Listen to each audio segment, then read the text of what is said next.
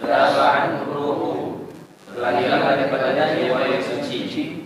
Waman ajaba al-hawa, dan siapa mengibadah syahwat, zahaba anhu al-aqlu, telah hilang daripadanya akal.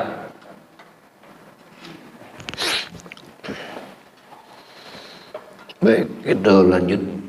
Bismillahirrahmanirrahim.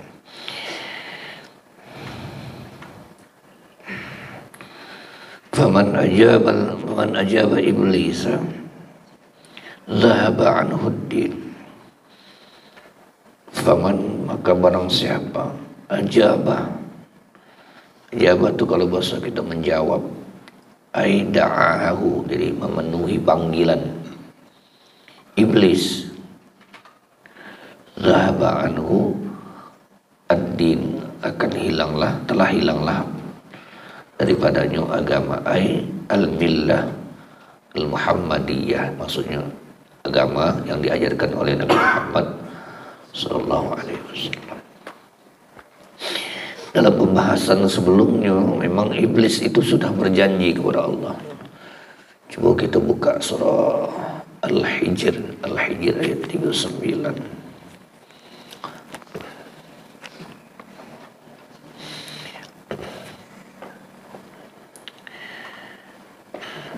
Al-Hijr ayat 39.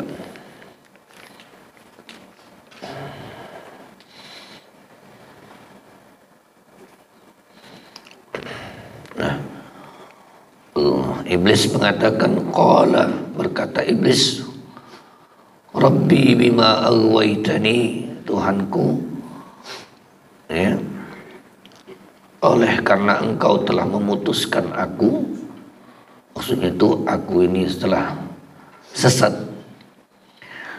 Jadi Allah mengatakan bahwa iblis itu telah disesatkan oleh Allah, dikatakan sesat, ya.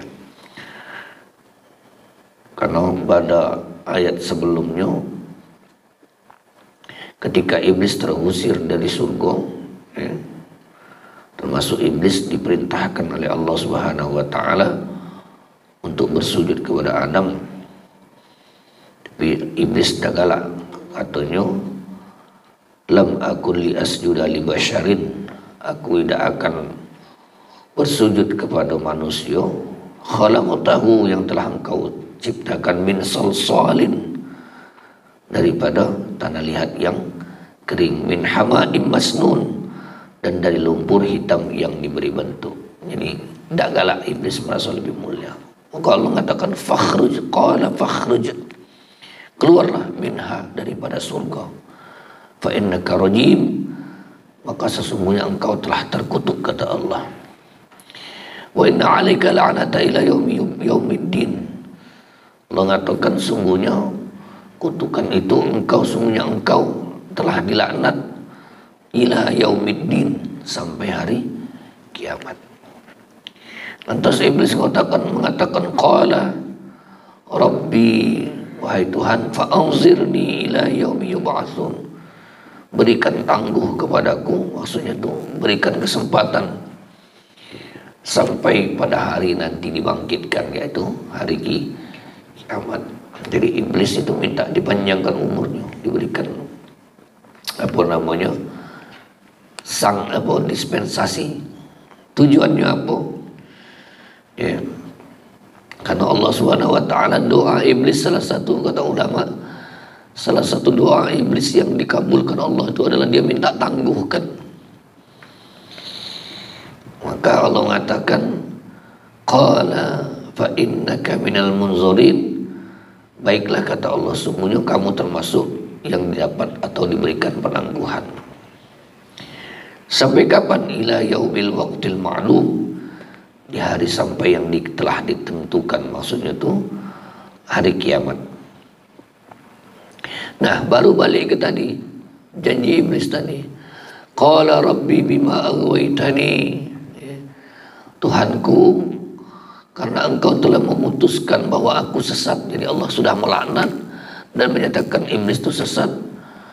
La uzayyinanna lahum fil ardi wa la uwiyannahum ajma'in, aku pasti akan jadikan kejahatan terasa indah bagi mereka di bumi. Nah, Bagi siapa? Bagi manusia. Dan aku akan menyesatkan mereka semua. Illa kecuali ibadaka minhumul makhlasin, kecuali hamba-hambamu yang terpilih di antara mereka.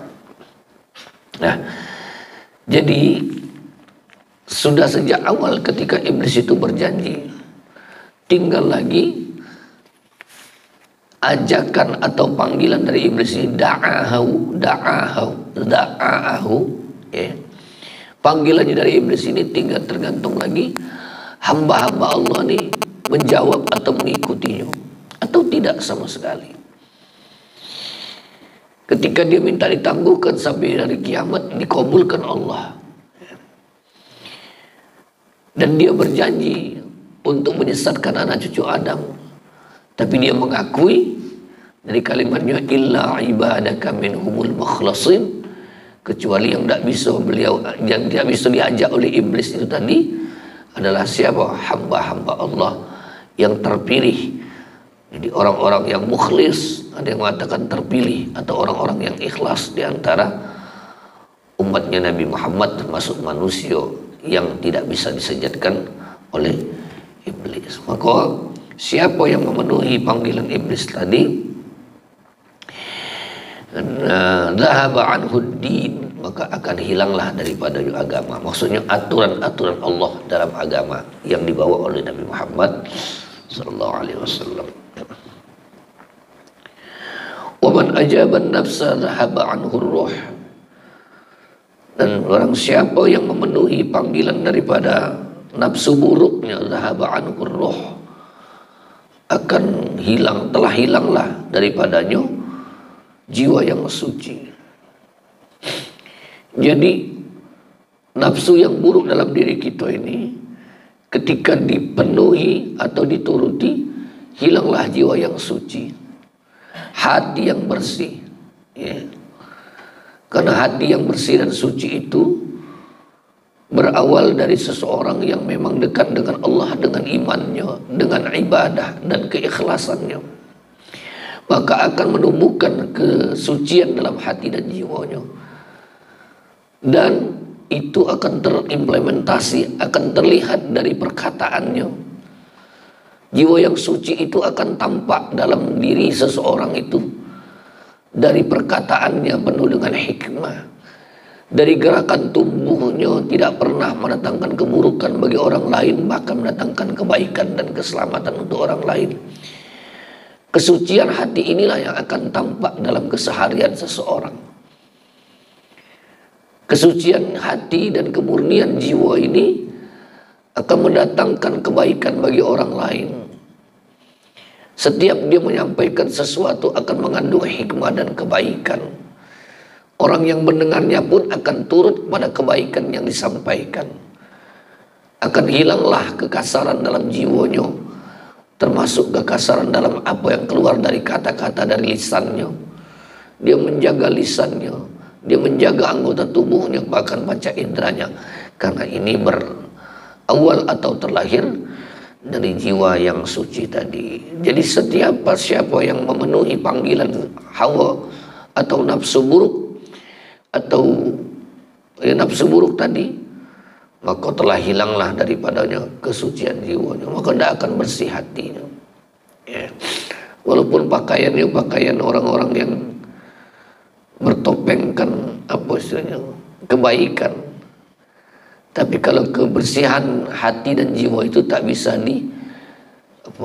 disembunyikan. Sebaliknya keburukannya pun tak akan bisa disembunyikan. Itu. Yang berikutnya, waman ajabal hawa zahaba anhul aqlu. Siapa yang memenuhi syahwatnya, maka telah hilang daripadanya akalnya. Saat orang memenuhi syahwatnya, akalnya akan hilang. Tidak bakal berpikir panjang, sebab akibat yang ditimbulkan dari apa yang dia lakukan dalam memperturutkan syahwatnya tadi. Maka banyak kejadian-kejadian orang-orang yang memperturutkan syahwatnya sehingga terjadi sesuatu yang memalukan, bahkan menjadi aib bagi dirinya, karena akalnya tidak bisa jalan lagi. Akal tidak bisa menghitung lagi. Karena dikalahkan dengan syahwatnya tadi. Maka ada istilah satu nafsu syahwat itu akan mengalahkan 1000 akal. Jadi tidak bakal bisa berpikir positif lagi. Tidak berpikir lagi sebab yang akan ditimbulkan mudarat akan timbul ketika dia memperturutkan hawa nafsu termasuk syahwatnya tadi. Maka jagolah. Makanya kalau yang punya syahwat tinggi diperintahkan Nabi untuk segera nikah atau puasa fit. Agak dulu nikah mendekati selana nikah puasa. Anak nikah Ustaz ngejo kan yang main ini dah ganti yang galak budak menak kawin ngajak kawin ketip mana galak oh.